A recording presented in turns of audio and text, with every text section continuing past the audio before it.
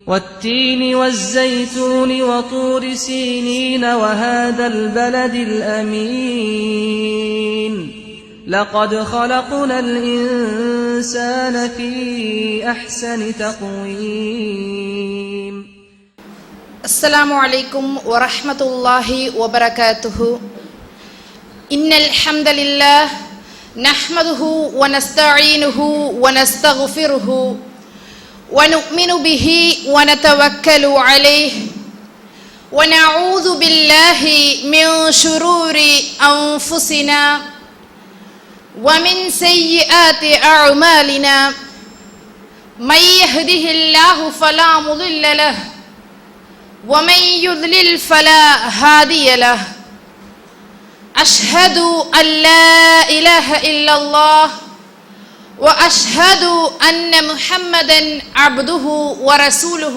أما بعد إن أصدق الحديث كتاب الله وأحسن الهدي هدي محمد وشر الأمور محدثاتها وكل محدثة بدعة وكل بدعة ضلالة وكل ضلالة في النار.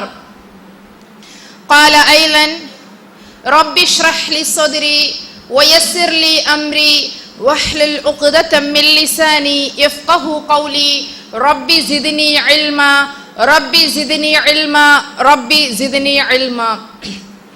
வார்த்தைகளில் சிறந்தது அகில உலகத்தையும் படைத்த ஏக இறைவனுடைய வார்த்தைகள் என்றும், வழிகாட்டுதலில் சிறந்த வழிகாட்டுதல் உத்தம தூதர் அண்ணல் பெருமகனார் நபிகள் நாயகம் ஸல்லல்லாஹு அலைஹி வஸல்லம் அவர்கள் நமக்கு காட்டி தந்த வழிமுறைகள் என்றும், மார்க்கத்தின் பெயரால் எதெல்லாம் புதிதாக உருவாக்குகின்றார்களோ அந்த புதிதாக உருவாக்கக்கூடிய ஒவ்வொன்றும் பித்அத் அனாச்சாரம் என்றும், அனைத்து அனாச்சாரங்களும் மனிதனை நரகில்தான் கொண்டு போய் சேர்க்கும் என்றும் நபி ஸல்லல்லாஹு அலைஹி வஸல்லம் அவர்கள் தங்களுடைய ஒவ்வொரு உரையின் ஆரம்பத்திலும் எவ்வாறு பதிவு செய்தார்களோ, எவ்வாறு ஆழப்பதிவு செய்தார்களோ, அன்பான மாணவிகளே, நான் என்னுடைய இந்த வகுப்பின் ஆரம்பத்திலும் ஆழப்பதிவு செய்ய கடமைப்பட்டிருக்கின்றேன்.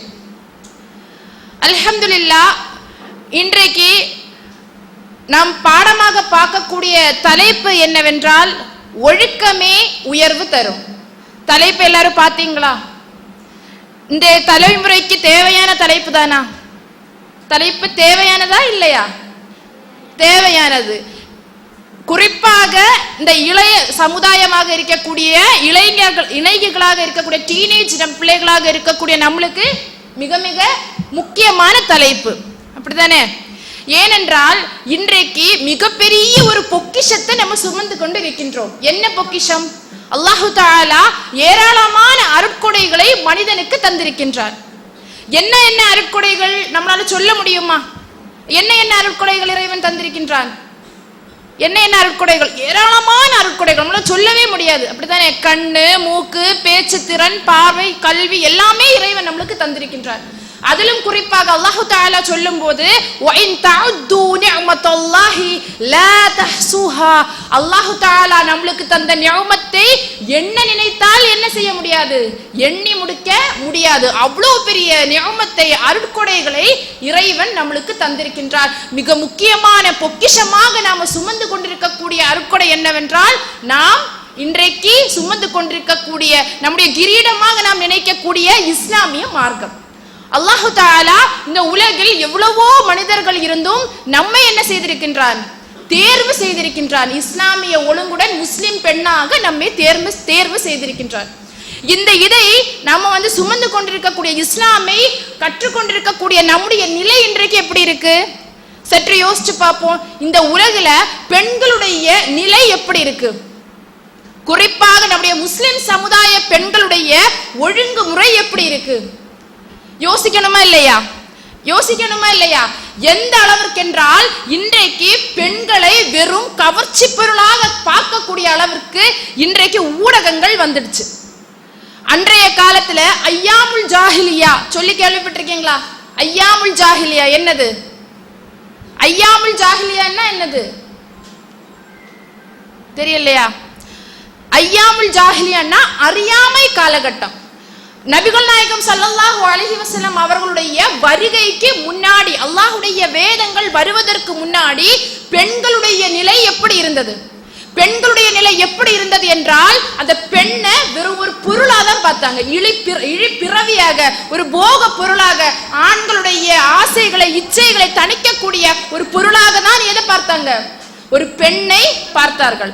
பெண்ணிற்கென்ற எந்த ஒரு உரிமையும் இல்லை. இன்னைக்கு நம்ம சுதந்திரமா நடமாடுறோம், சாப்பிடுறோம், கல்வி கற்க போகிறோம், எல்லாம் பண்றோம். ஆனால் ஐயாமுல் ஜாஹிலியா காலத்துல பெண்களுடைய நிலை எப்படி இருந்தது? எந்த ஒரு சுதந்திரமும் இல்லாமல் இருந்தது. எந்த அளவிற்கென்றால், அவர்களிடத்துல ஒரு பெண் குழந்தை பிறந்தால் மிக மோசமான ஏதோ ஒரு விஷயம் நடந்துட்டுதோ அப்படின்னு வருத்தப்படக்கூடிய அளவிற்கு அன்றைய காலத்தில் இருக்கக்கூடிய மக்கள் இருந்தார்கள்.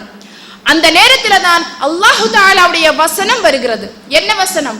வஇதா புஷ்ஷிர அஹதுக்கும் பில் உன்சா, பெண் குழந்தை என்ற நற்செய்தி, நன்மாராயம் அவர்களுக்கு கூறப்படும் போது, அந்த வார்த்தையில அல்லாஹ் எப்படி சொல்றான்? பெண் பிள்ளை பிறந்து விட்டால் அப்படி சொல்லல. பெண் பிள்ளையை என்ன பேர் சொல்லி அல்லாஹ் அழைக்கிறான்? புஷ்ரா. அவர்கள் நற்செய்தி, ஒரு கிஃப்ட், ஒரு பிளெஸிங், அழகான ஒரு பொருள், அழகான ஒரு கிஃப்ட் அல்லாஹ்விடத்தில் இருந்து வரக்கூடிய அந்த பெண் அவர்களுக்கு பிறந்து விட்டது என்றால், அவர்களுடைய அவர்களுடைய முகம் எப்படி ஆகுமா? கருத்து. நமக்கு கோபமா சங்கடமா வரும்போது எப்படி இருக்கும் முகம்? ரொம்ப சோகமா நம்ம தலை தாழ்ந்து இருப்போம், அப்படித்தானே? அதே மாதிரி அவர்களுடைய அந்த காலத்தில் இருந்த மக்களுடைய முகம், அவர்களுக்கு ஏதாவது ஒரு பெண் குழந்தை பிறந்து விட்டது என்றால் அவர்கள் ரொம்ப முகத்தை சோகமாக ஆக்கி கொள்வார்கள். அது மட்டும் இல்லாமல் அந்த மக்களை நம்ம எப்படி ஃபேஸ் பண்ணுவோம் அப்படிங்கிறதுல என்ன ஆகும்? அவங்களுக்கு ஒரு கஷ்டம். இன்னைக்கு நம்ம ஏதாவது ஒரு தப்பு பண்ணிட்டா, ஆட்கள் எல்லாம் தெரிந்து விட்டா நம்ம எப்படி ஃபேஸ் பண்ணுவோம்னு டென்ஷன் இருக்குமா? இந்த டென்ஷன் அன்னைக்கு எதனால இருந்தது அவங்களுக்கு? பெண் குழந்தை பிறந்து விட்டது என்றால் ஏதோ ஒரு தவறான விஷயம் நடந்து விட்டதோ அப்படிங்கிறது மாதிரி அந்த மக்கள் சமுதாயத்துல முன்னாடி போகிறதுக்கு ரொம்ப கஷ்டப்படக்கூடிய ஒரு காலகட்டமாக இருந்தது.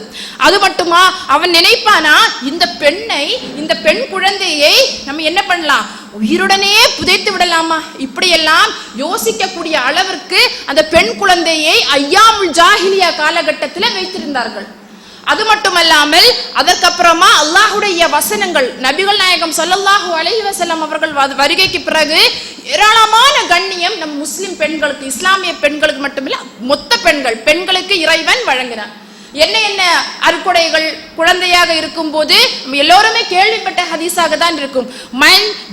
மன் ஆல ஜாரியத்தைனி தப்லுக ஜாஅ யௌமுல் கியாமா அனா வஹுவ வல்லம்ம அஸாபிஅ.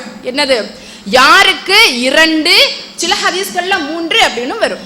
யாருக்கு 2 அல்லது 3 பெண் குழந்தைகள் இருந்து அவர்களுக்கு அழகான எளிமை கொடுத்து, அழகான ஒழுக்கத்தை கற்றுக் கொடுத்து, அழகான முறையில் அவர்களை யாரு வளர்த்தி ஒரு அழகான முஃமினான முஸ்லிமான ஒரு மனிதனுக்கு திருமணம் முடித்து அவருடைய வாழ்க்கையை அழகாக யாரு சீர்படுத்துகின்றார்களோ அப்படிப்பட்ட பெற்றோர்கள், அப்படிப்பட்ட பொறுப்பாளிகளும் நபிகள் நாயகம் ஸல்லல்லாஹு அலைஹி வஸல்லம் அவர்களும் எப்படி இருப்பார்கள்? ரசூலுல்லாஹ் சொல்றாங்க, நானும் அவரும். யாரு அந்த பெண் பிள்ளைய பொறுப்பேற்று கார்டியனா இருந்தாங்க இல்லையா, அவங்களும் நபிகள் நாயகம் எப்படி இருப்பார்களாம்? நாளை மறுமை நாளில் 2 பேரும் 2 விரலை காட்டி ரசூலுல்லாஹ் எப்படி நெருக்கமா இருப்பார்கள் அப்படிங்கறத மாதிரி சொல்லி தராங்க. இது ஒரு குழந்தையாக இருக்கும் போது, இதற்கு அப்புறமா அவர் மனைவி அந்தஸ்தை அடைகிறார். எப்படிப்பட்ட கண்ணியம் இறைவன் நம்மளுக்கு தந்திருக்கின்றார். ஒரு ஆணுக்கு சர்டிபிகேட் கொடுக்கணும்னா யாரு கொடுக்கணும்? வைஃப் கொடுக்கணும், மனைவி கொடுக்கணும். அப்ப எவ்வளவு பெரிய கண்ணியம் யோசிக்கணுமா இல்லையா? அதே மாதிரி அந்த மனைவியாக இருக்கக்கூடியவள் ஒரு தாயாக மாறுகிறாள். மாறும்போது அந்த தாய்க்கு என்னது அந்தஸ்து? தாய்க்கு என்னது? ஒரு நட்பு உறவாடுவதற்கு ஃபர்ஸ்ட் 3 கேட்டகரியில யாரு வரா? தாய் வராங்க, அப்படித்தானே? அப்படி ஒரு பெண்ணுடைய அந்தஸ்தை இஸ்லாமிய மார்க்கம் மிக பொக்கிஷமாக, கண்ணியமான ஒரு பெண்ணாக நம்மை உயர்த்தி காட்டுகின்றது. ஆனால் இதையெல்லாம் விடுத்து சொல்லித்தர வந்த நபி ஸல்லல்லாஹு அலைஹி வஸல்லம் அவர்கள் எப்படி நம்மளுக்கு கற்று தந்தார்களோ கண்ணியத்தை பற்றி எல்லாம், ஆனா இன்னைக்கு தலைகீழா மாறிடுச்சு. அன்றைக்கு எப்படி ஐயாமுல் ஜாஹிலியா காலத்துல நம்முடைய பெண்களை கவர்ச்சி பொருளாக பார்த்தார்களோ, இன்னைக்கும் அதே நிலை நம்ம மாறிடுச்சா? இன்னைக்கு சொல்லக்கூடிய ஒரு காரணம் என்னது? பெண்ணியவாதம் சொல்றாங்க, ஃபெமினிஸ்ட் அப்படின்னு சொல்லிட்டு என்ன சொல்றாங்க? எல்லாமே என்னுடைய சுதந்திரம், நான் சுதந்திரமா நடப்பேன், என்னுடைய ஆடையா நான் இஷ்டப்பட்டத மாதிரி என்னுடைய ஆடையை நான் அணிவேன், நான் என்னுடைய இஷ்டப்பட்டதை மாதிரி நான் எனக்கு எங்க விருப்பமோ நான் அங்க செல்வேன் என்றெல்லாம் இன்னைக்கு சுதந்திரம் என்கின்ற பெயரில் பெண்களுக்கே தெரியாமல் அவர்களை என்ன பண்றாங்க, ஊடகங்கள் பயன்படுத்தக்கூடியவர்களாக இருக்கின்றார்கள். எந்த அளவிற்கு என்று சொன்னால் இன்னைக்கு பெண்கள் நம்ம யூடியூப்லயும் ஃபேஸ்புக்லயும் இப்படி எல்லாம் பார்க்கிறோம். அவர்களுக்கென்றே ஒரு இண்டஸ்ட்ரி வச்சிருக்காங்க. பார்க்கிறோமா இல்லையா? பிலிம் இண்டஸ்ட்ரி பார்க்கிறோமா? சினிமால எல்லாம் அதிகமா யார் தான் வருவா கவர்ச்சியாக? ஆண்கள் வருவாங்களா? இல்ல, பெண்களை வைத்துதான் கவர்ச்சி பொருளாக காட்டுகின்றார்கள். அப்படித்தானே? ஏன் காட்டுகின்றார்கள்? அப்பதான் அவங்களுக்கு மார்க்கெட் ஏறும். அப்படித்தானே? ஆண்களை இப்படி அரைகுறை ஆடையா நம்ம பார்க்கிறோமா? எங்கேயாவது பார்க்கிறோமா? இல்ல, பெண்ணை தான் இப்படி இழிவாக இன்றைக்கு சமுதாயம் நடத்துகின்றது. அது மட்டும் இல்லாமல் இன்றைக்கு ஏராளமான தவறுகள் நம்ம இன்னைக்கு பார்க்கிறோம். இந்த ஊடகங்கள்ல பார்க்கிறோம்னா ஒரு ப்ராடக்டை விற்கணும். யார் வருவா? பெண்களை பயன்படுத்தி தான் அந்த அட்வர்டைஸ்மெண்டே நடக்குது. அப்படித்தானே? எந்த அளவிற்கு என்றால் ஒரு கீழ்த்தரமான நிலைமைக்கு சொல்றதுக்கு வாயை கூசக்கூடிய அளவிற்கு அந்த பெண்கள் அந்த பொருளுக்கு காட்சி பொருளாக நிற்கிறார்கள். அந்த பொருளை விற்க வேண்டும் என்பதற்காக. அந்த பெண்களுக்கு தெரியாததா? சில பெண்கள் தெரியாமலே என்ன ஆகுது, அந்த போதை, அந்த புகழ், அந்த பெருமை எல்லாரும் நம்மளை பார்க்கிறார்கள், பிரபல்யமாக நம்ம ஆகலாம் அப்படிங்கிற பேர்ல அந்த பெண்களை அறியாமலே ஆட்டோமேட்டிக்கா என்ன ஆகுது, அதன் பக்கம் போய் விழக்கூடியவர்களாக இருக்கின்றார்கள். அப்படிப்பட்ட ஒரு அவல நிலையை இன்றைக்கு நாம் பார்க்கக்கூடியவர்களாக இருக்கின்றோம். நம்ம இளைய சமுதாயமாக இருக்கக்கூடிய நாம எங்கு போனாலும் நம்முடைய கண்ணுக்கு எதுதான் தெரியுது? இந்த காலகட்டத்துல என்னதான் தெரியும்?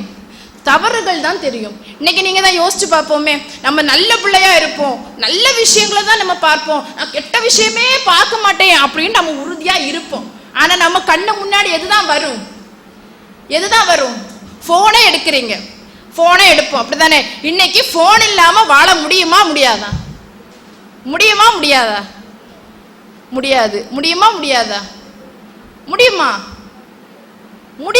முடியாது தானே?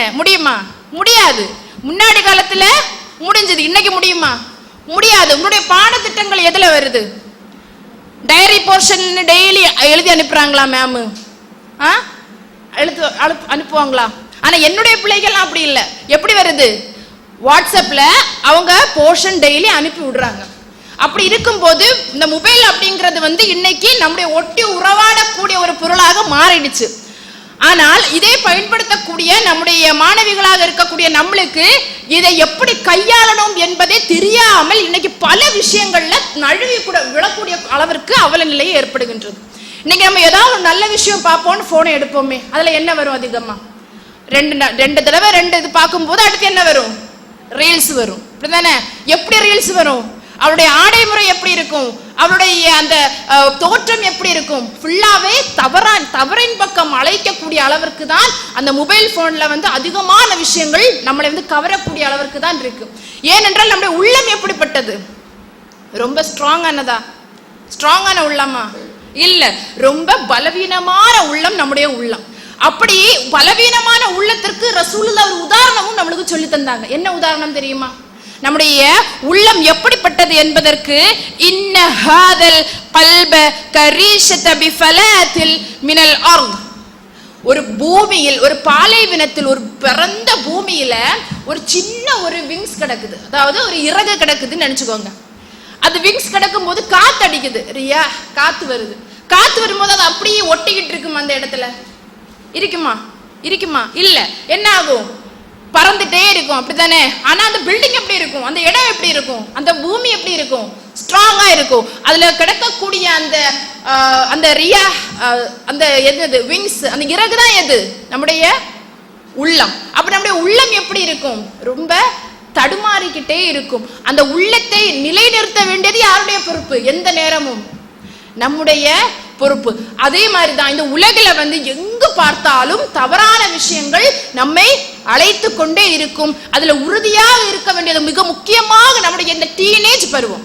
இந்த டீனேஜ் பருவம் அப்படிங்கிறது இப்ப நம்ம பேசிக்கலாம், அப்படி போகக்கூடாது, இப்படி போகக்கூடாது, ஏன்னா அந்த பருவத்தை தாண்டி விட்டோம்.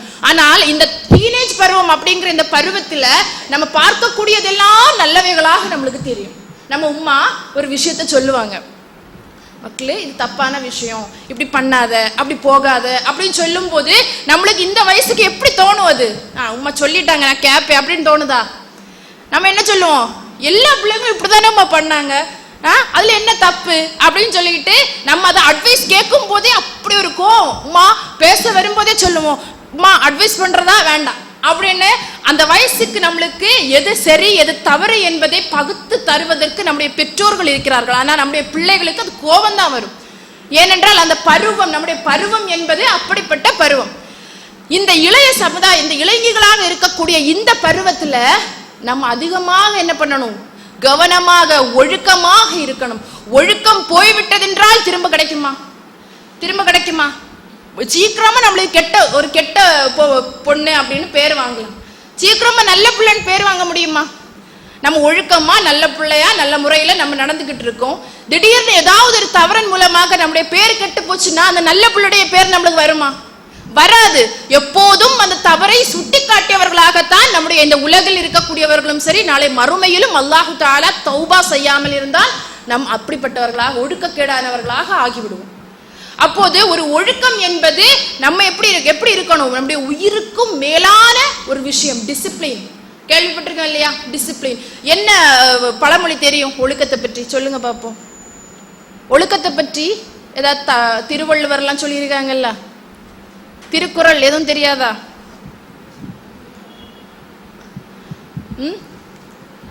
தெரியலையா யாருக்கும்? ஒழுக்கத்தை பற்றி ஏராளமான பழமொழிகள் இருக்கு. இந்த ஒழுக்கம் அப்படிங்கிறது மிக முக்கியமான ஒரு அம்சமாக நம்முடைய வாழ்க்கையில இருக்கு. சரியா? அது மட்டுமல்லாமல் நம்முடைய அல்லாஹு தஆலா திருமறை குர்ஆன்ல இந்த ஒழுக்கத்தை பற்றி சொல்லும் போது சூரா முஃமினூன், கத் அஃப்லஹல் முஃமினூன் கேள்விப்பட்டிருக்கீங்களா?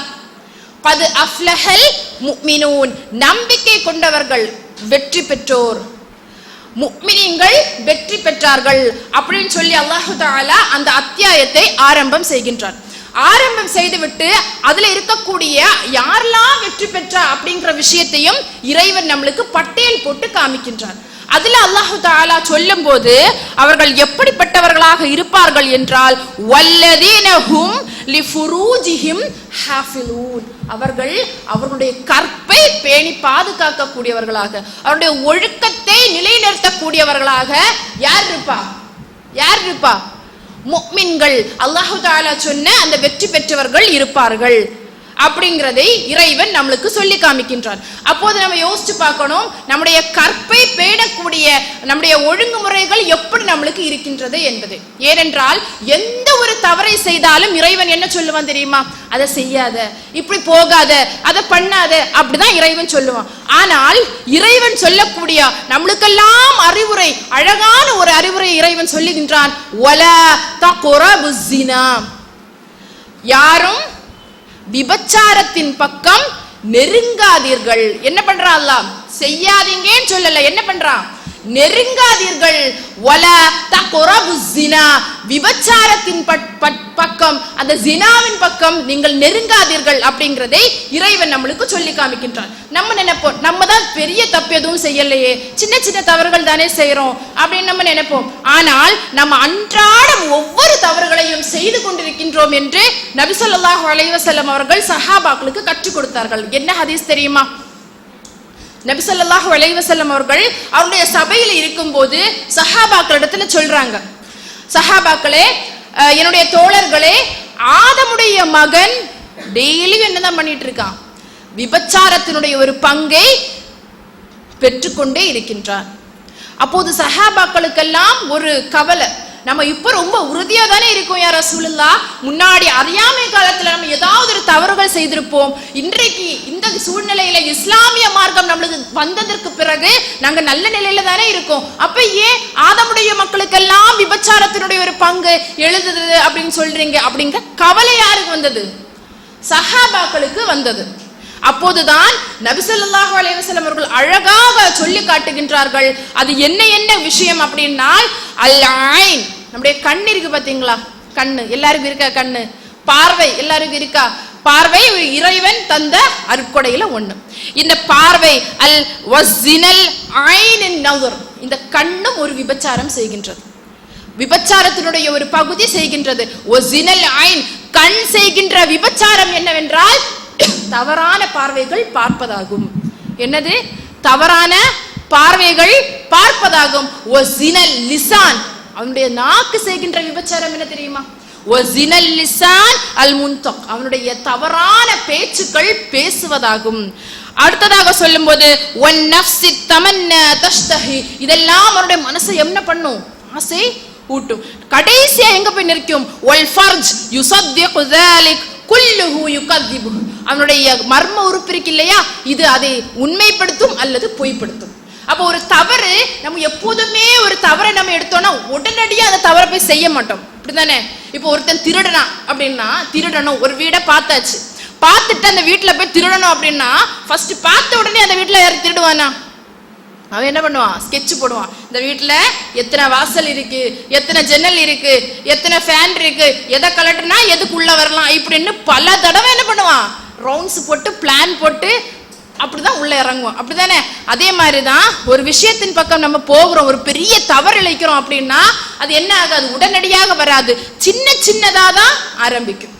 சின்ன சின்னதா நம்மளை அறியாமலே ஆரம்பிக்கக்கூடிய தவறுகள் கடைசியில எதுல போய் விழும்? ஜினால போய் விழுந்து விடும். அதனாலதான் ஃபர்ஸ்ட் நம்ம கட்டுப்படுத்த வேண்டியது நம்மிடத்துல என்னது? ஃபர்ஸ்ட் எதை கட்டுப்படுத்தணும்? நம்ம எதை? கண்ணு. சின்ன ஒரு விஷயம் மாதிரி இருக்கு, அப்படிதானே? கண்ணு. நம்ம நினைச்சா இப்படி பண்ணலாம், அப்படி பண்ணலாம், எப்படியும் பண்ணலாம். நம்ம நினைச்சா மேல பார்க்கலாம், சைட்ல பார்க்கலாம், இந்த பக்கம் பார்க்கலாம், கீழே பார்க்கலாம். நம்ம நினைச்சா என்ன பண்ணலாம்? யார பார்க்கணுங்கிறத நம்மளுக்கே முடிவெடுக்கலாம். எடுக்கலாமா இல்லையா? எடுக்கலாமா இல்லையா? எடுக்கலாம். அதனாலதான் நம்முடைய கண் அப்படிங்கிறதை இறைவன் பார்வையை தாழ்த்த வேண்டும் என்கின்ற ஒரு சட்டத்தை நம்மளுக்கு தருகின்றார். ஆண்களுக்கும் ஃபர்ஸ்ட் சொல்றான், சூரத்து நூர்ல இறைவன் சொல்லும் போது ஆண்களுக்கு ஃபர்ஸ்ட் சொல்றான், வகுல்லில் முஃமினீன், ஆண்களே நீங்கள் என்ன பண்ண வேண்டும்? உங்களுடைய பார்வைகளை தாழ்த்தி கொள்ள வேண்டும், உங்களுடைய கற்புகளை பேணிக் கொள்ள வேண்டும் என்று ஆண்களுக்கு கட்டளை போட்டுவிட்டு அடுத்த வசனமாக யாருக்கு கட்டளை வருது? பெண்களுக்கு வருது. வகுல்லில் முஃமினாத்தி யகுதுல்ன மின் அப்சாரிஹின்ன வயஹ்ஃபல்ன ஃபுரூஜஹுன்ன. வகுல்லில் முஃமினாத்தி யகுதுல்ன மின் அப்சாரிஹின்ன, நம்பிக்கை கொண்ட பெண்களே உங்களுடைய பார்வையை தாழ்த்தி கொள்ள வேண்டும், உங்களுடைய கற்புகளை பேணிக்கொள்ள வேண்டும் என்கின்ற சட்டத்தை இறைவன் நம்மளுக்கு சொல்லி காமிக்கக்கூடியவனாக இருக்கின்றார். ஆனால் இன்றைக்கு நம்முடைய பார்வைகள் எல்லாம் எப்படி இருக்கு? யோசிச்சு பார்ப்போமே. வெளியே போகிறோம் அப்படின்னா எத்தனையோ பசங்க போவாங்க, எத்தனையோ ஆட்கள் போவாங்க, ஆனா நம்முடைய பார்வை எப்படி இருக்கும்? ஒருக்கா பார்த்துட்டு பேசாம போயிடுவோமா? கொஞ்சம் அழகா இருக்கான்னா என்ன தூண்டும்? நம்முடைய ஹார்மோன் இந்த வயசுல அழகா இருக்கானே பார்ப்போம். சரி, அதுக்கப்புறம் என்ன தோணும்? பக்கத்தில் இருக்கக்கூடிய ஃப்ரெண்ட்ட நம்ம சொல்லுவோமே, அவளும் பாப்பா இப்படின்னு நம்முடைய பார்வை என்ன ஆகுது? அந்த இடத்துல விபச்சாரத்தினுடைய ஒரு பங்கை எழுதக்கூடிய அளவிற்கு இன்றைக்கு இருக்குது. அதே மாதிரிதான் இன்னைக்கு நம்ம தெருக்கள்ல எல்லாம் நம்ம பார்க்கிறோமா இல்லையா? தெருக்கள்ல எல்லாம் நிறைய பசங்க நிப்பாங்க, பார்த்திருக்கீங்களா? இன்றைக்கு இளைய சமுதாயத்தில் இருக்கக்கூடிய ஆண் பிள்ளைகளை நம்ம பார்த்தோம்னா கரெக்டா 4 மணி ஆகண்டா, இல்ல 5 மணி ஆகண்டா, எங்க ஸ்கூல் விடுது, எங்க காலேஜ் விடுது அப்படிங்கறத பார்த்து அந்த இடத்துல போய் நிக்கிறாங்க. எதற்காக? சும்மா நல்ல விஷயங்கள், மார்க்க விஷயங்கள் பேசுறதுக்காகவா? இல்ல. இன்னைக்கு நம்முடைய முஸ்லிம் பெண்கள் கூட எதுக்கு இருப்பாங்க? கூட்டமா சேர்ந்தா அவனை பத்தி பேசுறது, இவளை பத்தி பேசுறது, அந்த இந்த விஷயங்களை பத்தி தேவையில்லாத அருவருப்பான விஷயங்களை எல்லாம் இன்றைக்கு நம்ம பேசுறோமா இல்லையா? நம்முடைய பார்வையின் மூலம் வரக்கூடிய தவறுகள் எங்கோ கொண்டு போய் செல்கிறதா இல்லையா? நம்ம பார்க்கிறதெல்லாம் சரியான பார்வையா தான் நம்ம பார்த்துக்கிட்டு இருக்கோமா? யோசிச்சு பார்ப்போம். நம்முடைய கண் இந்த விபச்சாரத்தினுடைய ஒரு பங்கு எழுதாமலே இருந்து விடுதா? இல்ல. நம்முடைய கண் ஏதோ ஒரு விதத்தில் தவறளித்துக் கொண்டே இருக்கின்றது. அதை கட்டுப்படுத்த வேண்டியது நம் கையில தான் இருக்குது. அன்றைய காலத்துல சஹாபாக்கள் எல்லாம் எப்படி இருந்தார்கள்? இளைஞர் சஹாபாக்கள் எல்லாம் எப்படி இருந்தார்கள் என்றால், அவர்கள் கடை வீதிகள்ல இருந்து டிஸ்கஸ் பண்ணுவாங்க.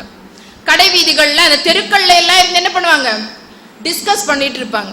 அப்போது நபி ஸல்லல்லாஹு அலைஹி வஸல்லம் அவர்கள் சொல்லுகிறார்கள், நீங்கள் இவ்வாறு அமராதீர்கள். அப்போது சஹாபாக்கள் சொல்கிறார்கள், யா ரசூலுல்லாஹ், இப்படி எங்களுக்கு நல்ல விஷயங்கள் பேசுவதற்கும் இப்படி மஷூரா போடுவதற்கும் என்ன இல்ல, வேறு இடங்கள் இல்ல, நாங்க இங்கே அமர்ந்து கொள்கிறோம் அப்படின்னு சொல்லும் போது நபி ஸல்லல்லாஹு அலைஹி வஸல்லம் அவர்கள் அவர்களுக்கு பாதையினுடைய ஒழுக்கத்தை கற்றுக் கொடுக்கின்றார்கள். தெரியுமா, நம்ம என்னைக்குமே பாதையை ஃபேஸ் பண்ணதான் போறோம். இங்க இருந்து மதரசால இருந்து போகும்போது ஃபேஸ் பண்ணுவோம், வரும்போது ஃபேஸ் பண்ணுவோம். பாதையில போகாம நடக்காம இல்ல, பாதையினுடைய ஒழுங்குகள் நம்மளுக்கு என்னன்னு தெரியுமா? சொல்லுங்க. பாதையினுடைய ஒழுங்குகள், உரிமைகள், ஹக்குத் தரீக் தெரியல. பாதையினுடைய ஒழுங்குகள்ல ஃபர்ஸ்ட் சொல்லக்கூடியது வகல்லுல் பஸர். வகல்லுல் பஸர், உங்களுடைய பார்வைகளை தாழ்த்தி கொள்ள வேண்டும். முதல் பார்வை ஒன்ன பார்க்கும், அப்படி அது தவறாக இருக்கிறது, என்னுடைய மனம் தவறான விஷயத்தில் தூண்டுகிறது என்றால் அந்த கண்ணை என்ன பண்ணணும்? தாழ்த்த வேண்டும். அந்த இரண்டாவது பார்வை பார்க்கணும் அப்படி நம்ம மனசு தூண்டுது இல்லையா, அது என்னது? ஷைத்தானுடைய தூண்டுதல். இதை நாம் தெரிந்து ஒரு பார்வையை, தவறான பார்வையை நாம் பார்க்கிறோம் என்றால் நம்முடைய பார்வைகளை தாழ்த்தி கொள்ள வேண்டும். அதே போன்றுதான் அடுத்ததாக சொல்லும் போது வகஃபல் அதா, தொல்லை தராமல், இந்த கூட்டமா சேர்ந்து அரட்டை போடுறது, சிரிக்கிறது, விளையாடுறது, இதெல்லாம் என்ன ஆகும்? தொல்லை தானே. தெருக்கள்ல இருந்து பண்ணும்போது தொல்லை தானே, மற்றவங்களுக்கு டிஸ்டர்பா இருக்கும். இந்த மாதிரியான விஷயங்கள் பண்ணக்கூடாது. அதே மாதிரி ஒரு அத்து சலாம், சலாத்தை பரப்ப வேண்டும். அம்ரு பில் மஅரூஃப் வ நஹி அனில் முன்கர், நீங்கள் நல்ல விஷயங்களை ஏவ வேண்டும், தவறான விஷயங்களை விட்டு தடுக்க வேண்டும் என்கின்ற பாதையினுடைய ஒழுக்கத்தை பற்றி நம்முடைய இஸ்லாமிய மார்க்கம் நம்மளுக்கு கற்றுத்தரக்கூடியதாக இருக்கின்றது. அப்ப முதல் விஷயம் எதை சொல்லுது? பாதையில போனா பார்வையை தாழ்த்தி கொள்ள வேண்டும். இன்னைக்கு சில பேர் சொல்லுவாங்க, குனிஞ்சத்துல நிமிராம அவ போறா சொல்லுவாங்களா? ஆனா இன்னைக்கு நம்ம பெண்களிடத்துல அது என்ன இல்ல, குனிஞ்ச தவிர தலை நிமிராம போற பொண்ணு இன்னைக்கு நம்மளிடத்துல இல்ல. யாரா அப்படி போறீங்களா? இல்ல, அப்படித்தானே. எல்லா இடமும் பார்க்கிறது. இன்னும் பல பெண்களுடைய மனநிலை எப்படி இருக்குன்னா, யார் நம்மளை பாக்குறா, யாரெல்லாம் நம்மளை பாக்குறா, அதுக்காகவே என்ன பண்ணுவோம், நம்ம அந்த பிறருடைய பார்வையை ஈர்க்க வேண்டும் என்பதற்காகவே நம்முடைய ஆக்ஷன்ஸ், நம்மளுடைய நடைமுறைகள், நம்முடைய சிரிப்பு எல்லாமே இருக்கும். இன்னைக்கு நம்ம காலேஜ் விட்டா சரி, ஸ்கூல் விட்டாலும், பஸ் ஸ்டாண்ட்ல எல்லாம் நம்ம பார்க்கிறோம். பெண்கள் என்ன பண்றாங்க? முஸ்லிம் பெண்கள் விதிவிலக்கே கிடையாது. பெண்கள் என்ன பண்ணுவாங்க? கூட்டமா நின்று அரட்டை அடிக்கிறது, சிரிக்கிறது, அவங்களுடைய சிரிப்பொலி எங்கேயோ கேட்கும். நம்முடைய இஸ்லாமிய சமுதாய பெண்கள் இப்படி இருக்க வேண்டுமா? எவ்வளவு ஒழுக்கமா இருக்கணும். நம்ம கேட்க போட சொல்லுவாங்க, சுதந்திரம், நமக்கு பெண்களுக்கு சுதந்திரம் வேண்டும் அப்படின்னு சொல்லுவாங்க. ஆனா சுதந்திரம் அப்படிங்கிறது நம்முடைய இஸ்லாமிய மார்க்கம் நம்மளுக்கு தாராளமாக தந்திருக்கின்றது. இதெல்லாம் சுதந்திரம். சுதந்திரம் எதுல? சுதந்திரம் எதுல? நம்முடைய கண்ணியம், நம்ம கண்ணியம், அப்படி நம்ம கண்ணியமாக இருக்கணும், நம்முடைய ஒழுங்குமுறைகளை சரிப்படுத்த வேண்டும் என்கிறதுல தான் நம்ம சுதந்திரத்தை தேட வேண்டும். ஆனால் இன்றைக்கு எந்த அளவிற்கு மோசமான நிலைமை என்றால், சுதந்திரம் வேண்டும், நான் அடங்கி போறவள் கிடையாது, அப்படிப்பட்டவள் கிடையாது, எனக்கு எல்லா உரிமைகளும் இருக்கிறது, அப்படியெல்லாம் பேசக்கூடியவர்களை என்ன சொல்றாங்க இன்னைக்கு? பிற்போக்குவாதி, இவளுக்கு ஒண்ணுமே தெரியாது, இவன் அந்த காலத்தில் இருக்கிறா அப்படிங்கிற மாதிரி எல்லாம் பேசுறாங்களா இல்லையா? ஆனால் உண்மை என்ன? இறைவனுக்கு தெரியும் பெண் என்பவள் எப்படிப்பட்டவள்.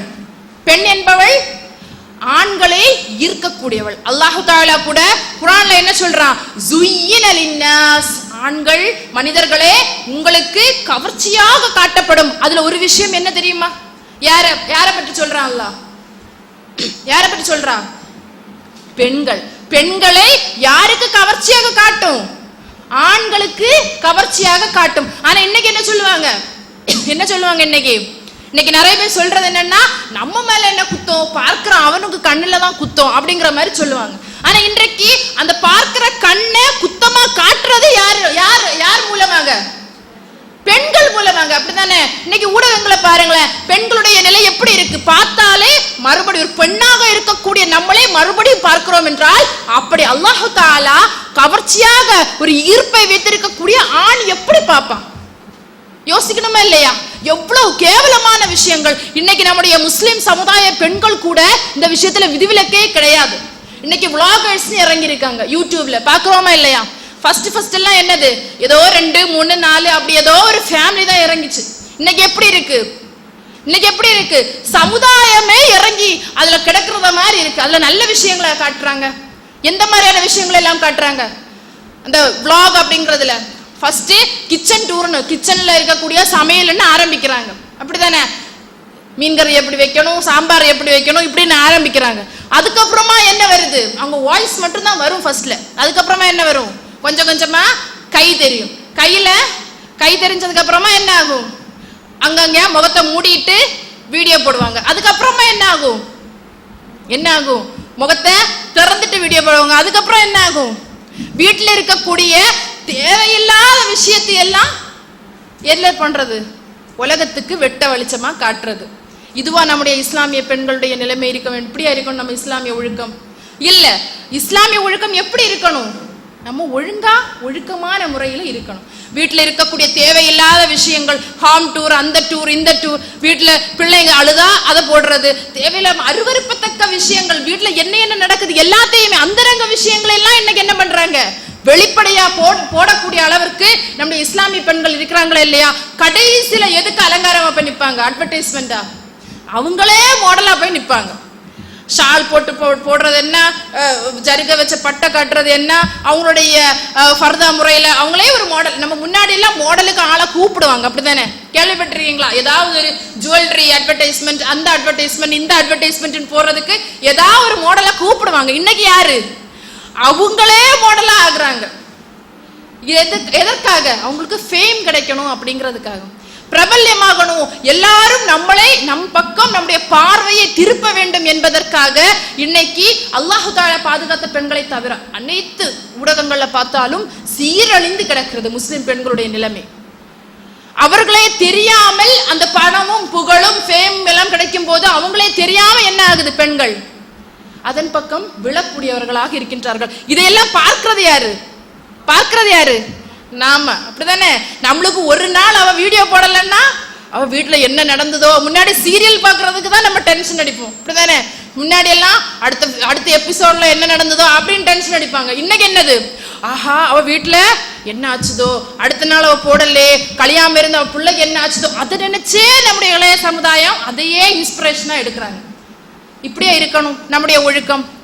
இல்ல, நம்முடைய ஒழுக்கம் இஸ்லாம் கற்றுத்தந்ததன் அடிப்படையில் இருக்க வேண்டும். சரியான விஷயத்தை நாம் பார்க்க வேண்டும். அதே போன்றுதான் இரண்டாவது விஷயமாக வருகிறோம் என்றால் எதை சரி செய்ய வேண்டும்? லிசான்னா நாக்கின் மூலமாக நம்ம என்ன பண்ணுவோம்? பேசுவோம், அப்படிதானே? அப்ப நம்ம பேச்சு என்ன பண்ணணும்? அடுத்து கிளியர் பண்ணணும். ஃபர்ஸ்ட் கண்ணை கிளியர் பண்ணியாச்சு, ரெண்டாவதா எதை கிளியர் பண்ணணும்? பேச்சை கிளியர் பண்ணணும். நம்ம யாரிடத்துல எவ்வாறு பேச வேண்டும் என்று நம்முடைய இஸ்லாமிய மார்க்கம் நம்மளுக்கு சொல்லித் தரக்கூடியதாக இருக்கின்றது. எந்த அளவிற்கு என்று சொன்னால் அல்லாஹ் தஆலா சொல்லும் பொழுது நீங்கள் குழைந்து பேசாதீர்கள். நம்ம பெண்களிடத்தில் இருக்கக்கூடிய பலவீனம், அப்படித்தானே? பெண்களிடத்தில் இருக்கக்கூடிய பலவீனம் என்னது? ஆண்கள் இப்படிலாம் சிரிச்சு பேசுவாங்களா? பார்த்திருக்கீங்களா? ஆனா பெண்கள் எப்படி பேசுவாங்க? குழைந்து நலிந்து அவங்களுடைய பேச்சே ஒரு மார்க்கமா இருக்கும். அதை தெரிந்த இறைவன் சொல்லுகின்றான், பெண்களாக இருக்கக்கூடிய நீங்கள் குழைந்து பேசாதீர்கள். குழைந்து பேசினா என்ன நடக்கும்? ஆண் எப்படிப்பட்டவன் சொன்னேன்? பெண்களாக இருக்கக்கூடியவர்களுக்கு நம்மளை பார்க்கும்போது ஒரு ஈர்க்கக்கூடிய ஒரு இதா அல்லாஹ் படைச்சிருக்கான். அப்படி இருக்கும்போது எவனுடைய மனதில் அந்த உணர்வு இருக்கின்றதோ அவன் உன்னை பார்த்து சபலைப்படுவான். அதனால என்ன பண்ணாத, குழைந்து பேசாத. இன்னைக்கு நம்ம ஸ்டேஜில் இருக்கும் போது நம்ம நிறைய ஆண்களை சந்திப்போம், அப்படித்தானே? இஸ்லாம் ஒருபோதும் ஆண்களிடத்தில் பேசக்கூடாது என்று சொல்லவே இல்லை. பேசலாம். எப்படி பேசலாம்? குழைந்து பேசலாமா? எப்படி பேசணும்? சரியா நின்று பேசணும். தேவையான பேச்சு ஒரு வார்த்தையோட முடிக்கணும். ஆனா இன்னைக்கு என்ன நடக்குது? இன்னைக்கு கிளாஸுகள்ல நம்ம ஃப்ரெண்ட் இல்லாம இருக்க மாட்டோம். இன்னைக்கு பாய் ஃப்ரெண்ட் இல்லைன்னாலே ரொம்ப கேவலமா இருக்கக்கூடிய காலகட்டத்தில் நம்ம இருக்கிறோம், அப்படித்தானே? பக்கத்துல இருக்கக்கூடிய ஃப்ரெண்ட் என்ன பண்ணுவா? ஒரு பாயோடைய நம்பர் வாங்கி வச்சிருப்பா, அவ போன் பேசுவா, நம்ம இடத்துல சொல்லுவா, இந்த காலத்துல போய் நீ நம்பர் இல்லாம இருக்கியா, பேச மாட்டியா? என்ன அது? என்ன ஆணும் பெண்ணும் என்ன ஃப்ரெண்ட்ஸா இருக்க கூடாதா? ஃப்ரெண்டா இருக்க முடியுமா? முடியாது. இறைவனே சொல்லுகின்றார், ஒரு ஆணும் பெண்ணும் என்பவர்கள் ஆப்போசிட் ஜெண்டர், அப்படிதானே? அவங்களுக்கு என்ன இருக்கும்? ஈர்ப்பு இருக்கும். அவர்களுக்கு ஒருபோதும் ஃப்ரெண்டா இருக்க முடியாது. இன்னைக்கு ஃப்ரெண்ட்ஸ் தான் பல பேர் திருமணத்துல போய் முடிக்கிறாங்க. என்ன சொல்றாங்க? எனக்கு அவனை நல்லா தெரியும், ஃப்ரெண்டா இருந்ததுனால அவனுடைய கேரக்டர் எனக்கு தெரியும், இவருடைய கேரக்டர் எனக்கு தெரியும், நாங்க ரெண்டு பேரும் இணைந்து கல்யாணம் பண்றோம் அப்படின்னு சொல்லிட்டு திருமணத்துல போய் முடியுதா இல்லையா? காரணம் என்ன? எதுல ஆரம்பிக்குது? ஃப்ரெண்ட்ஷிப்ல ஆரம்பிக்குது. நம்ம கிளாஸ்ல கூட இன்னைக்கு நிறைய பசங்க இருப்பாங்க. நம்ம பேச வேண்டிய சூழல் வரும், புக்கு கொடுக்க வேண்டிய தேவைகள் வரும், எல்லாம் ஒரு லிமிட்டோடு இருக்கணும். வீட்டுல என்ன வரக்கூடாது? போனு வரக்கூடாது. போன் வரும்போது நம்ம பெண்கள் என்ன பண்றாங்க தெரியுமா? குசு குசு குசுன்னு அப்படி உமா பாப்பா முன்னாடில இருந்து பேசுவோமா? நம்ம அப்ப பேசல அப்படின்னா, உமா பாப்பா முன்னாடி இருந்து பேசல அப்படின்னா தவறான பேச்சை நம்ம பேசுறோம் அப்படிங்கறத அந்த உமா பாப்பா உறுதி எடுக்கணும், உறுதி பண்ணணும். உமா அப்பா முன்னாடி இருந்து பேசாம நம்மளுக்கு என்ன அப்படி குடுக்குடா ஓட்டம்? அப்ப ஏதோ ஒரு தவறான விஷயம் நம்ம பேசுறோம் அப்படிங்கறதுனால தானே, அப்படிதானே? அப்போது நம்முடைய பேச்சுக்களை நம்ம யாரிடத்துல எப்படி பேசணும் அப்படிங்கறதை நம்ம தெரிந்துக்கிடணும். அஜ்னபி மஹ்ரம் உறவு கிளாஸ் எடுத்தாங்களா, வகுப்புகள் எடுத்தாங்களா அஜ்னபி மஹ்ரம் உறவை பற்றி? யாரெல்லாம் நமக்கு மஹரமானவங்க, யாரெல்லாம் மஹரம் அல்லாதவர்கள், திருமணம் முடிக்கிறதுக்கு அனுமதிக்கப்பட்டவங்க, திருமணம் முடிக்கிறதுக்கு அனுமதிக்கப்படாதவர்கள், தெரியலையா? சொல்லுங்க. ஃபர்ஸ்ட் இயர் கேட்டகரியில வரா பெண்களுக்கு கணவனின் மூலமாக பிள்ளைகள் பெற்றிருப்பாங்க இல்லையா, இவங்க செகண்ட் மேரேஜா இருக்கலாம், இல்ல ஃபர்ஸ்ட் மேரேஜா கூட இருக்கலாம். அவங்க மூலமாக வந்து நம்முடைய பிள்ளைகள், அதற்கப்புறமா கணவனுடைய தந்தை, அதற்கப்புறமா நம்ம கூட பிறந்த அண்ணன் அக்கா எல்லாம் இருப்பாங்க இல்லையா, அவர்களுக்கு பிறந்த பிள்ளைகள், அதே போன்ற அடிமை பெண்கள், அவர்களிடத்துல எல்லாம் என்ன பண்ணலாம், நம்ம மஹரம் ஆனவர்கள் அவர்கள், சரியா? அவரிடத்துல நம்ம பேசலாம், சிரிக்கலாம், எல்லாம் பண்ணலாம். ஆனா இன்னைக்கு எப்படி இருக்கிறது அப்படின்னா, நம்ம வீட்டுக்கு வருவான், யார் வருவான்? அண்ணனுக்கு ஃப்ரெண்ட்ஸ் எல்லாம் வருவாங்க, அப்படித்தானே? நம்ம எப்படி இருப்போம்? நம்முடைய ஹிஜாப் முறை எப்படி இருக்கும்? அண்ணனுடைய ஃப்ரெண்ட்ஸ் தான் வேணும்னு இல்லையே, வீட்டுல ஏதோ ஒரு தேவைக்காக பல ஆண்கள் ஈவி பில் ரீடிங் எடுக்கிறதுக்கு வருவான், பால் வாங்குறதுக்கு வருவான், ஸ்கூல்ல இருக்கக்கூடிய சார் இருப்பாங்க, இப்படி பல ஆண்களை வந்து நம்ம சந்திக்கக்கூடியவர்களாக இருப்போம். அவரிடத்துல எல்லாம் நம்ம எப்படி பழகணும்? ஒரு லிமிட் இருக்கணும். இதெல்லாம் வந்து வெளிப்படையான விஷயம், அப்படிதானே? வெளிப்படையாக ஒரு ஆணை பார்க்கும் போது நம்ம எப்படி அவரிடத்துல பழகுறோம் என்பதை ஒரு அளவுக்கு நம்ம சுதாகரிச்சிருக்கலாம். ஆனா இன்னைக்கு நம்மள அறியாமலே ஒரு மறைவான ஒழுக்கக்கேடுல போய் விழுறோம். எந்த ஒழுக்கக்கேடு தெரியுமா? இன்னைக்கு எல்லாரும் இன்ஸ்டாகிராம் இருக்கா இல்லையா? இல்லைன்னா அல்ஹம்துலில்லாஹ். இன்ஸ்டாகிராம், அதே மாதிரி ஃபேஸ்புக், அது மாதிரி வாட்ஸ்அப், இதுல எல்லாம் என்ன பண்றாங்க? கண் தெரியாது, யாருன்னே நம்மளுக்கு தெரியாது. ஆனா எதுல போய் விழுறோம்? அவனுடைய பேச்சினுடைய மயக்கத்துல, நம்முடைய குழைந்து பேசல்ல போய் விழுந்து தேவையில்லாத உரையாடல்களின் மூலமாக பல பெண்களுடைய வாழ்க்கை சீரழியுதா இல்லையா? எத்தனையோ பார்க்கிறோம். இன்னைக்கு பல பேர் எத்தனைதான் நம்மளுக்கு புத்தி சொல்லி தந்தாலும் நம்மளுக்கு என்ன ஆகாது? சில பேருடைய உள்ளம், அல்லாஹ் பாதுகாத்தவர்களை தரும், நம்முடைய உள்ளம் எப்படி ஆகாது? அதெல்லாம் புரிந்துக்கிடாது. ஏன்னா வயசு அப்படி.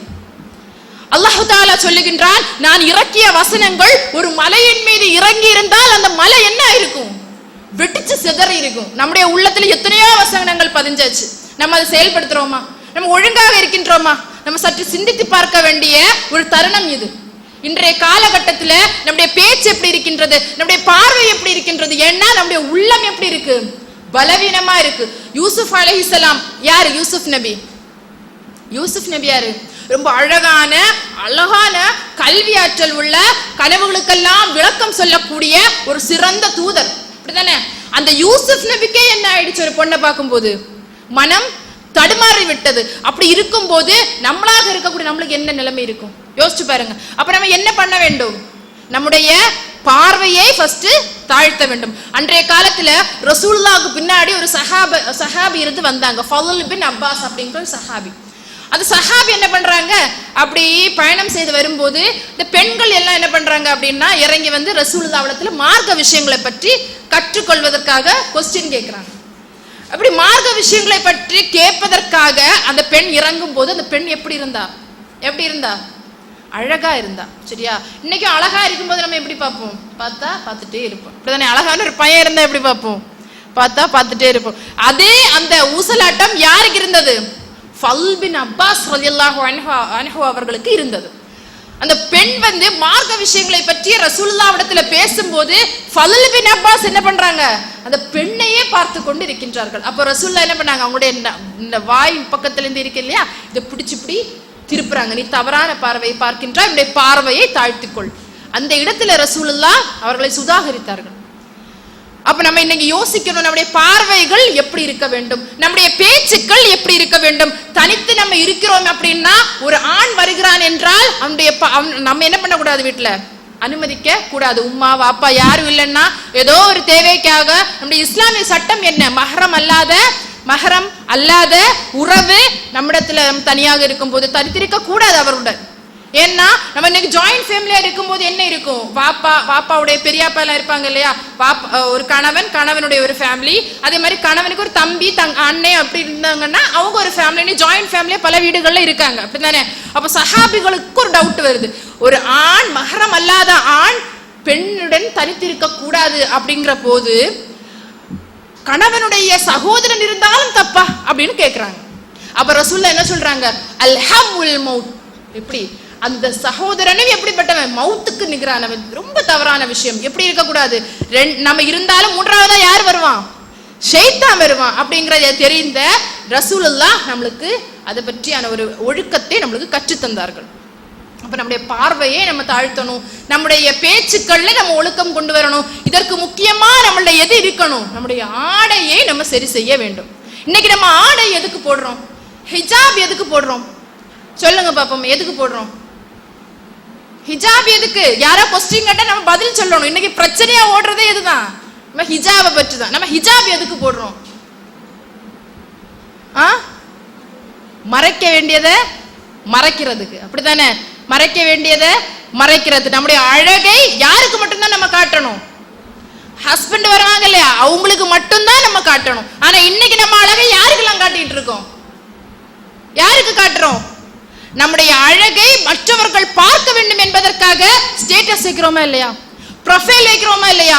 எப்படி ப்ரொஃபைல், முகத்தை காட்டாட்டையும் மொத்தம் தெரியும், அந்த அளவுக்கு திரும்பி நின்று போசன்னா அப்படி போசன்னா. நம்ம வாழ்க்கையில எல்லாரோடைய முக்கியம் எது, நம்மளுக்கு லைக் கிடைக்கணும், அப்படித்தானே? 10 பேர் நம்ம இடத்துல போய் சூப்பர் வா சூப்பர் அப்படின்னு போட்ட உடனே நம்மளுக்கு என்ன ஆயிடும், அதுல ஒரு மகிழ்ச்சி. ஆனா அது என்ன, அது மகிழ்ச்சியா, அது மகிழ்ச்சியா? அங்க என்ன ஆயிடுச்சு, அல்லாஹ் தீமையை எழுதி விட்டான், உன்னை பார்த்து பிறருக்கு ரசிச்சுட்டான். நம்ம ரசிக்கணும் அப்படிங்கிறதுக்காக தானே நம்ம ஸ்டேட்டஸ் வைக்கிறோம், நம்ம அழகை காட்ட வேண்டும் அப்படிங்கிறதுக்காக தானே நம்ம ஒவ்வொரு போஸ்டும் போடுறோம், ஒவ்வொரு ஸ்டோரியும் போடுறோம். இப்படியே நம்ம இருக்கணும். பெண் என்பவள் எப்படிப்பட்டவள், பெண் என்பவள் எப்படிப்பட்டவள், அழகான ஒரு பொக்கிஷம். ஒரு தங்கத்தையோ ஒரு வைரத்தையோ நம்ம என்ன பண்ணுவோம், எல்லாரும் பாருங்க எல்லாரும் பாருங்கன்னு கொண்டு நடப்போமா, தெருவுல நடப்போமா? இல்ல, பொத்தி அதுக்கான ஒரு கவர்ல போட்டு யாரும் பார்க்க கூடாது, ஏன்னா அவ்வளவு விலை மதிப்பு, தானே? அதனால நம்ம அவ்வளவு பொக்கிஷமா கொண்டு போறோம். அதை விட மிக கண்ணியமான ஒரு ஆள் தான் யாரு, நம்ம இஸ்லாத்துல நம்ம பெண்களுக்கு கண்ணியமா அவ்வளவு வழங்கி இருக்கு. அப்படிப்பட்ட கண்ணியமான பெண்களாக இருக்கக்கூடிய நம்முடைய ஆடை எப்படி இருக்கு, நம்முடைய ஃபர்தா எப்படி இருக்கு, நம்முடைய ஹிஜாப் தலையில போடக்கூடிய ஷால் எப்படி இருக்கு? நம்முடைய ஹிஜாபை நம்ம பார்த்தோம்னா ஒரு பெல்ட் தொங்கும் இடுப்பு கிட்ட. எதுக்கு நம்ம போடுறோம் ஹிஜாபு ஃபர்தா? உடம்பு எங்கேயுமே தெரியக்கூடாதுங்கிறதுக்காக இறுக்கமான ஆடை அணியக்கூடாது என்பது நம்முடைய இஸ்லாமிய சட்டம். ஆனா நம்ம எதுக்கு ஃபர்தா போடுறோம்? ட்ரெஸ் போடுறத மாதிரியே இன்னைக்கு ஃபர்தா போடுறோம். ஒருத்தி போறான்னா அது ட்ரெஸ்ஸா இல்ல ஃபர்தாவா அப்படின்னு நம்ம தேடணும். அந்த அளவிற்கு அலங்காரம், இதுக்காக ட்ரெஸ்ஸே போட்டு போயிடலாமேன்னு தோணும். அந்த அளவிற்கு அதுல ரொம்ப மினுக்கன்னா ஜிகுனா என்ன, இங்க இருந்து 3-4 கட்டு என்ன, அங்க கிழிஞ்சு கிடக்கிறது என்ன, அதுக்கப்புறம் வேற என்னெல்லாம் ஃபேஷன். இந்த இடுப்பு கிட்ட என்ன ஆகும், ஒரு எலாஸ்டிக் மாதிரி சுருங்கி வரும். அதே என்ன ஆகும், நம்ம ஷேப்பை அப்படி காமிச்சிட்டு அப்புறமா கீழே போயிடும். அதுக்கப்புறமா கவுனு ஃபர்தா என்ன, இங்க ஒரு பெல்ட், வேற பெல்ட்டை போட்டு என்னது இறுக்கி வைக்கிறது. அப்படி இருக்கும்போது என்ன ஆகும், நம்மளுக்கு ஃபர்தா உடம்ப மறுபடியும் இறுக்கி காட்டும், அப்படித்தானே? இதுக்காகவே நம்ம ஹிஜாப் போடணும், இதுக்காகவே நம்ம ஃபர்தா போடணும். ஃபர்தாவுடைய நோக்கம் என்ன, உடம்ப அலங்காரத்தை பிறர் பார்க்க கூடாது. அதே போன்றது நம்ம தலையில சுத்துற ஹிஜாப் ஒரு பெரிய ஷாலா இருக்கும். நம்ம பெரிய ஷாலை எதுக்கு தேடணும் தெரியுமா? பெரிய ஷாலை போட்டோம்னா இந்த இடம் எல்லாம் கவர் ஆகணும் அப்படிங்கிறதுக்காக நம்ம ஷாலை தேடணும். ஆனா இன்னைக்கு நம்ம எதுக்கு அந்த 2.5 மீட்டர் ஷாலை தேடுறோம் தெரியுமா? நிறைய லேயர் வைக்கணும் இல்லையா? இந்த இடத்துல நிறைய லேயர் வைக்கணும். இந்த இடத்துல நிறைய லேயர் வரணும்னா குட்டி 1 மீட்டர் ஷால்ல முடியுமா? முடியாது. 2.5 மீட்டர் ஷால் பெருசா வாங்கினாதான் சுத்துன்னு சுத்தி வைக்க முடியும். அந்த சுத்துல எத்தனை கல்லு வைக்கணும்? இந்த இடத்துல இருந்து தொடங்கி ஆரம்பிச்சு இங்க வர கல்லு, இங்க எல்லாம் பெரிய பளபளாமினுங்கிற கல்லு. எதற்கு? நம்ம அலங்காரம் எதுக்கு? நம்ம இவ்வளவு அழகா போறோமே, கண்ணுல மைய போட்டு லிப்ல லிப்ஸ்டிக் போட்டு என்னெல்லாம் அழகா போறோம், த்ரெட்டிங் எல்லாம் பண்ணி மேக்கப் எல்லாம் பண்ணி எவ்வளவோ ஃபேஷியல் பண்றோமே. இன்னைக்கு மரணித்தோம் அப்படின்னா நம்முடைய கண்ணு 2 நாள் கழிச்சு போய் பார்த்தா குண்டுக்குள்ள எப்படி கிடக்கும்? கண்ணுல என்ன இருக்கும்? ஐலைனர் போட்ட மை அப்படி இருக்குமா? குண்டா கிடக்கும். மூக்கு எப்படி இருக்கும்? மான்ஸ்டரோட ரொம்ப கேவலமா இருக்கும். அந்த அளவுக்கு நம்ம மூக்கு இருக்கும். வாய் எப்படி இருக்கும்? வாய் எப்படி இருக்கும்? ரொம்ப போட்டு மினுக்குறோமே நம்ம சுண்டு, நம்ம லிப்ஸ் எப்படி இருக்கும்? லிப்ஸே இருக்காது, அப்படித்தானே? அந்த நம்ம பல்லு உந்திட்டு நிற்கும். அந்த அளவுக்கு தான் நாளைக்கு நம்முடைய நிலைமை இருக்க போகுது. இந்த முகத்தை நம்ம அழகாக காட்டுறதுக்காக இருக்கிறதே அழகுதான். அல்லாஹ் நம்மள அழகா தானே படைச்சான். அழகு இல்லாம யாரா இருக்கீங்களா? அழகான கை, அழகான கால், அழகான கண்ணு, அழகான உறுப்புகள் எல்லாமே அழகா இறைவன் நம்மளுக்கு தந்தான். அந்த அழகை வச்சுட்டு இன்னைக்கு நம்ம அதுக்கு ஒரு அழகு. அதனாலதான் இறைவன் தன்னுடைய வசனத்துல அதற்கு அப்புறமா சொல்றான், வகுல்லல் முஃமினாத்தி யகுதுல்ன மின் அப்சாரிஹின்ன வயஹ்ஃபல்ன ஃபுரூஜஹுன்ன வலா யுப்தீன ஸீனத்தஹுன்ன இல்லா மா ظஹர மின்ஹா. அவர்கள் வெளியே தெரியும் அலங்காரத்தை தவிர மற்றவற்றை வெளிப்படுத்த வேண்டாம். எதெல்லாம் வெளிப்படுத்தலாம்? முகம், 2 கை, இந்த இவ்வளவு இது வரைக்கும், அதுக்கப்புறமா 2 கால்னா கால். ஆனால் இன்னைக்கு நம்ம அதை மறைப்போம். எப்படி மறைப்போம்? இன்னைக்கு பனியன் குளோத்ல வேற ஃபர்தா இறங்கி இருக்கு. நம்முடைய உடல் அமைப்புகள் எல்லாம் அப்படியே தெரியும். அந்த அளவிற்கு நம்முடைய ஹிஜாப் முறைகள் இருக்கு. ஆனால் ஒழுக்கத்துக்கெல்லாம் பேர் போன சஹாபிய ஒரு பெண்மணி யாரு தெரியுமா? ஒழுக்கத்துக்கே பேர் கேட்டாங்க. அஹ்சன்து ஃபர்ஜஹா. உங்களுடைய பேர் என்னது? மரியம் அலைஹிஸ்ஸலாம். சரியா? மரியம் அலைஹிஸ்ஸலாமுடைய வாழ்க்கையை பார்த்தோம்னா அவங்க ரொம்ப ஒழுக்கமான ஒரு பெண்மணின்னே சொல்லலாம். அவ்வளவுக்கு உடைய ஒழுங்குமுறைகள் இருந்தது. இன்னைக்கு நம்ம யாரா வந்தா வீட்டுல இருந்தபடியே வெளியே இறங்கி போவோம், அப்படிதானே? ஆனா மரியம் அலைஹிஸ்ஸலாம் அவர்கள் எப்படிப்பட்ட பெண்மணி என்பதை இறைவன் நம்மளுக்கு சொல்லி காமிக்கின்றார். எந்த அளவிற்கு அவர்கள் ஹிஜாபை பேணினார்கள் என்பதை இறைவன் நம்மளுக்கு சொல்லி காமிக்கின்றான். அவர்களை நம்ம முன்மாதிரியா எடுக்கணும். இன்னைக்கு சொல்றாங்க இல்லையா, ஆடை எனது சுதந்திரம், நான் விருப்பப்பட்ட ட்ரெஸ்ஸை போடுவேன், யார வேணா கெடுக்குவேன், இப்படி சொல்றாங்க இல்லையா? அவங்க இல்ல நம்ம இன்ஸ்பிரேஷன் யாரு? மரியம் அலைஹிஸ்ஸலாம் நம்முடைய இன்ஸ்பிரேஷனா இருக்கணும். என்ன செஞ்சாங்க மரியம் அலைஹிஸ்ஸலாம்? அவர்களுடைய வாழ்க்கையை நாம் பேசினா பெரிய ஒரு வரலாறு, மரியம் அலைஹிஸ்ஸலாமுடைய வரலாறு. மரியம் அலைஹிஸ்ஸலாம் அவர்கள் இம்ரானுடைய மகள். இம்ரான் அப்படிங்கிற ஒரு நல்ல மனிதனுடைய மகள் தான் யாரு? மரியம் அலைஹிஸ்ஸலாம். அப்படிப்பட்ட அந்த மரியம் அலைஹிஸ்ஸலாம் அவர்களுக்கு ஒரு பெரிய ஒரு நம்பிக்கை இறைவன் மேல. எப்போதுமே இபாத் செய்யக்கூடிய ஒரு பெண்மணி தான் யாரு? மரியம் அலைஹிஸ்ஸலாம். அப்படி இருக்கும்போது அவங்க அவங்களுடைய உம்மா வயிற்றுல இருக்கும் போதே மரியம் அலைஹிஸ்ஸலாம் அவர்களை நேர்ச்சை பண்ணலாம், இறைவனுடைய வழியிலேயே நேர்ச்சை பண்ணி விடலாம் அப்படிங்கிற ஒரு ஆசை. ஆனா பிறக்கிறதோ எந்த குழந்தை? ஆம்பளை பிள்ளைய தானே அப்படி விடுவாங்க, இறை பணியிலேயே நீ போ அப்படின்னா. ஆன மாதிரியா பெண்ணு இல்ல, பெண்ணுக்கென்று பல ஒழுக்கங்கள், அவளுக்கென்று பல விஷயங்கள் உண்டு. அப்படி இருக்கும்போது அந்த நேர்ச்சை விஷயத்துல என்ன பண்ண முடியாது, பெண்களை இன்க்ளூட் பண்ண முடியாது. அப்போ உமாவுக்கு ரொம்ப கவலை. இருந்தாலும் என்ன பண்றாங்க, அவங்களுடைய அந்த முடிவை மாற்ற வேண்டாம் என்பதற்காக இறை பணியிலேயே அர்ப்பணம் செய்கிறார்கள். யாரு? மரியம் அலைஹிஸ்ஸலாமுடைய உம்மா. மரியம் அலைஹிஸ்ஸலாம் அவர்கள் பைத்துல் முகத்தஸ் அப்படிங்கிற பள்ளிவாசல்ல சேருறாங்க. அவருடைய பொறுப்பாளராக யார் வரா தெரியுமா? யார் வளர்த்துறா? ஜக்கரியா அலைஹிஸ்ஸலாம். அவரும் ஒரு தூதர். வளர்த்தி மரியம் அலைஹிஸ்ஸலாம் அவர்கள் தனிமையில் இருக்கிறாங்க, இபாதத் செய்றாங்க. அப்போது ஒரு நாள் யார் வரா? ஒரு மனித உருவில் ஜிப்ரீல் அலைஹிஸ்ஸலாம் அவர்கள் வருகிறார்கள்.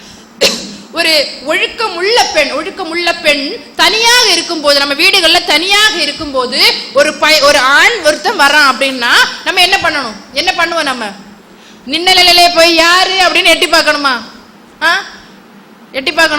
இல்ல, ஹிஜாப தேடணும், அப்படிதானே? அதேதான் ஃபத்தஹத் மின் தூனிஹிம் ஹிஜாபா. மரியம் அலைஹிஸ்ஸலாம் அவர்கள் என்ன செஞ்சாங்க? யாரோ ஒரு ஆண் அங்க நிக்கிறான் அப்படின்னு தெரிஞ்ச உடனேயே திரையை போட்டுக் கொண்டார்கள். திரைன்னா அவங்க நிக்கிறது அவங்களுக்கும் தெரியாது, அவங்க நிக்கிறது இவங்களுக்கும் தெரியாது. திரையின் மூலமாக ஒரு திரையை போட்டுக் கொண்டார்கள். திரையை போட்டுவிட்டு, நீ இறையச்சம் உடையவராக இருந்தால் நான் உன்னிடம் இருந்து அல்லாஹ்விடம் பாதுகாப்பு தேடுகிறேன் அப்படிங்கிறதை சொன்னார்கள். ஒரு ஆண் வந்தப்போ அவ்வளவு ஒழுக்கத்தோடு அவங்க இருந்தாங்க. வந்தது யாரு? ஜிப்ரீல் அலைஹிஸ்ஸலாம் அவர்கள் ஒரு குழந்தையை பற்றிய நற்செய்தி எல்லாம் கூறுவதற்காக வந்தாங்க. அப்ப அந்த இடத்துல ஜிப்ரீல் அலைஹிஸ்ஸலாம் ஒரு மனித உருவில் ஒரு ஆணா வந்த போது அவங்க எதை பண்ணாங்க? ஃபர்ஸ்ட் திரையை போட்டுக்கொண்டார். ஃபத்தஹத் மின் தூனிஹிம் ஹிஜாபா. நம்ம எதை போடணும்? எந்த நேரம் நம்ம எப்படி இருக்கணும்?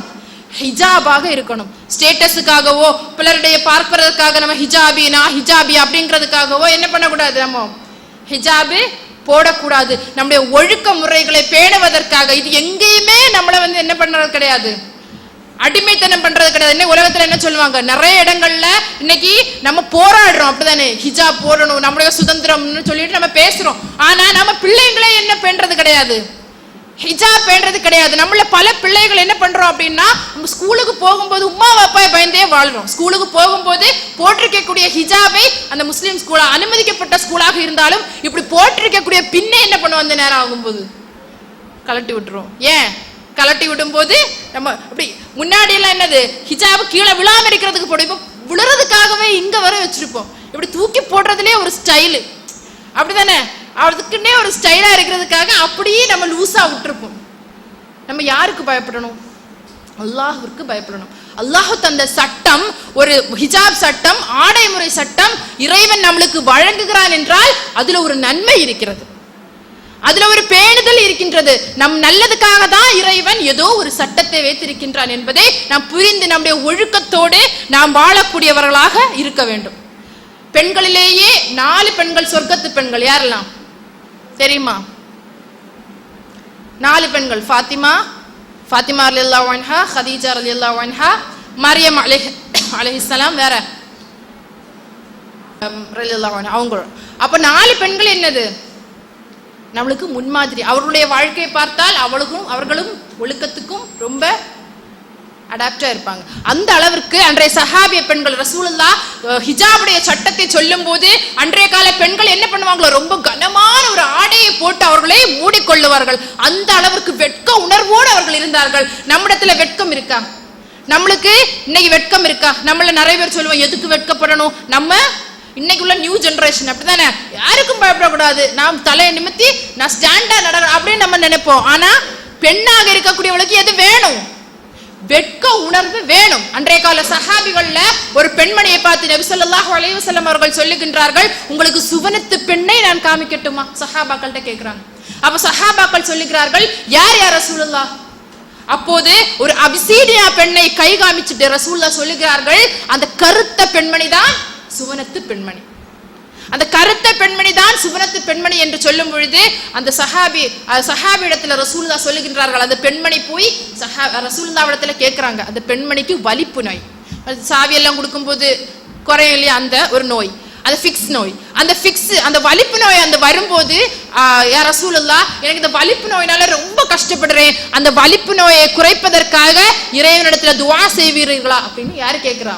அந்த பெண் கேட்கிறாங்க. அப்போது நபி ஸல்லல்லாஹு அலைஹி வஸல்லம் அவர்கள் சொல்லுகிறார்கள், உனக்கு நோய் குறைய வேண்டும் என்றால் நோய் குறையும், இல்லாமல் நீ பொறுமையாக இருந்தாய் என்றால் உனக்கு என்ன கிடைக்கும், அங்க சொர்க்கம் கிடைக்கும், நீ எதை தேர்ந்தெடுக்கிறா அப்படின்னு சொல்லி கேட்கும் போது அந்த பெண் எதை சொல்றாங்க, நான் பொறுமையாக இருக்கிறேன், எனக்கு சொர்க்கம் தான் வேணும் அப்படிங்கறத சொல்லுகின்றார்கள். அதற்கு அடுத்தபடியாக அந்த பெண் ஒன்ன சொல்லுகிறார்கள், யா ரசூலுல்லாஹ் இதையும் கூட கேளுங்க, என்ன விஷயம் தெரியுமா, இந்த வலிப்பு நோய் வரும்போது நான் தெருக்கள்லையோ அங்கே இங்கெல்லாம் போகும்போது அந்த நோயின் காரணமாக என்னுடைய ஆடை விலகும், என்னுடைய கையோ மொத்தமா தெரியும்னு கேட்கல, ஏதோ ஒரு கை முகம் ஏதோ காலை அப்படியோ கொஞ்சம் நீங்கிடும், அதுக்காக என்னுடைய ஆடை விலகுகின்றது, யா ரசூலுல்லாஹ் அதுக்காக துஆ செய்வீர்களா?